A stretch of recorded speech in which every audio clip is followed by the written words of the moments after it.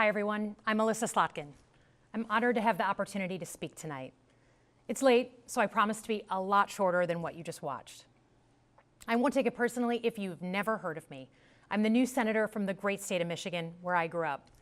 I've been in public service my entire life because I happened to be in New York City on 9/11 when the Twin Towers came down. Before the smoke cleared, I knew I wanted to make a life in national security. I was recruited by the CIA and did 3 tours in Iraq alongside the military.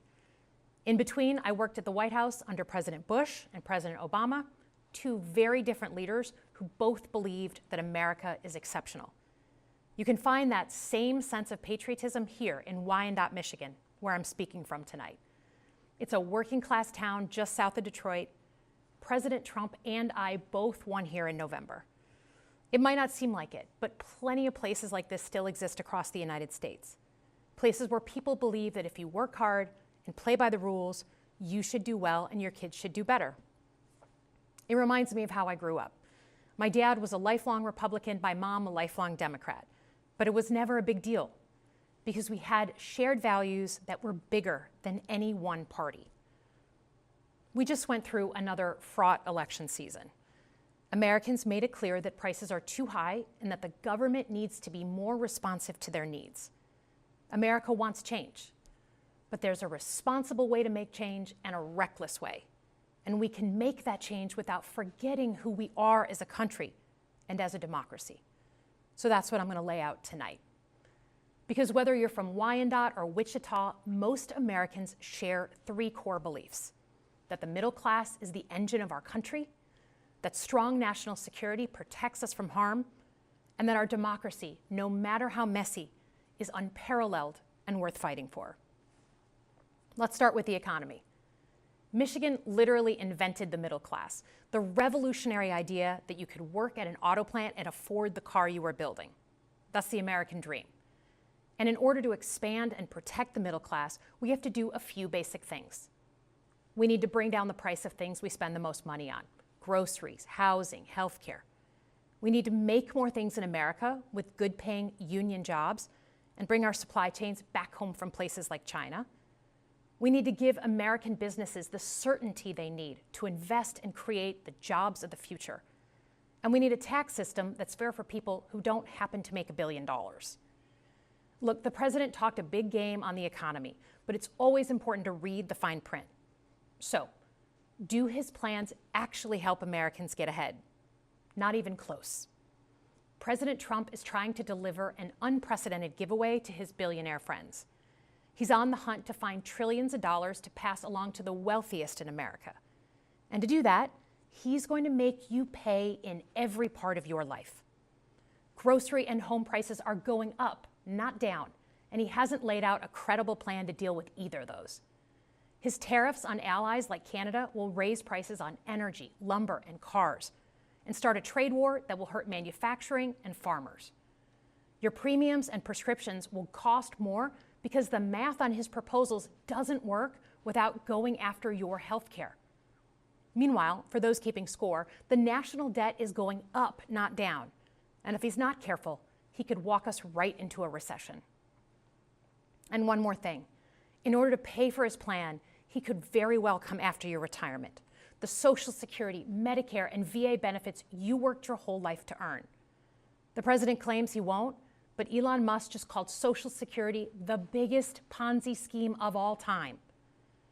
While we're on the subject of Elon Musk, is there anyone in America who is comfortable with him and his gang of 20-year-olds using their own computer servers to poke through your tax returns, your health information, and your bank accounts? No oversight, no protections against cyber attack, no guardrails on what they do with your private data. We need a more efficient government. You want to cut waste? I'll help you do it. But change doesn't need to be chaotic or make us less safe. The mindless firing of people who work to protect our nuclear weapons, keep our planes from crashing, and conduct the research that finds the cure for cancer, only to rehire them 2 days later, no CEO in America could do that without being summarily fired. Okay, so we've talked about economic security. How about national security? Let's start with the border. As someone who spent my whole career protecting our homeland, every country deserves to know who and what is coming across its border. Period.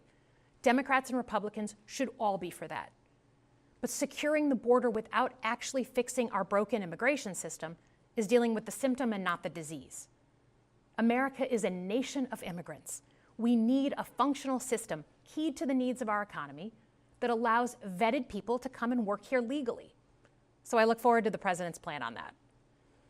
Because here's the thing, today's world is deeply interconnected. Migration, cyber threats, AI, environmental destruction, terrorism.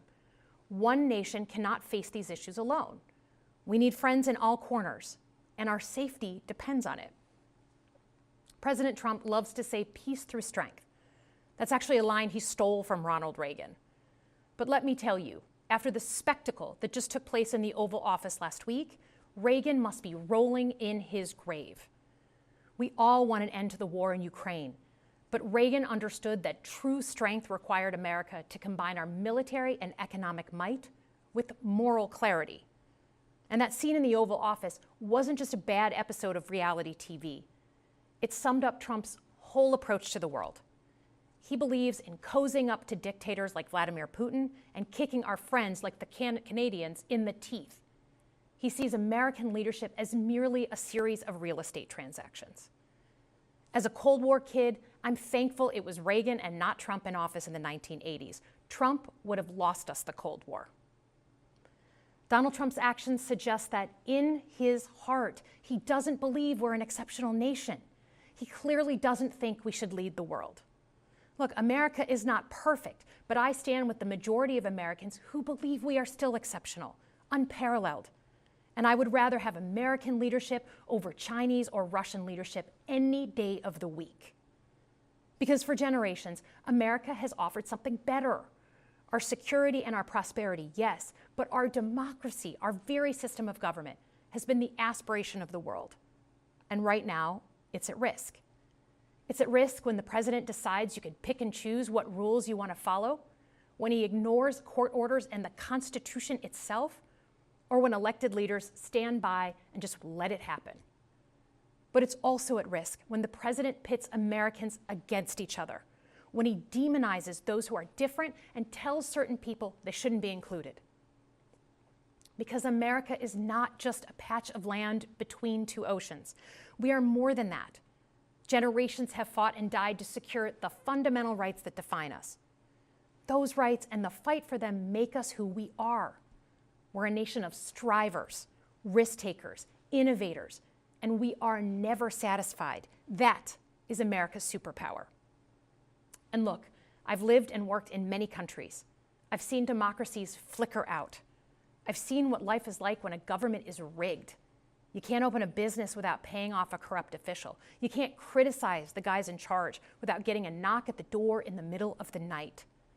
So as much as we need to make our government more responsive to our lives today, don't for one moment fool yourself that democracy isn't precious and worth saving. But how do we actually do that? I know a lot of you have been asking that question.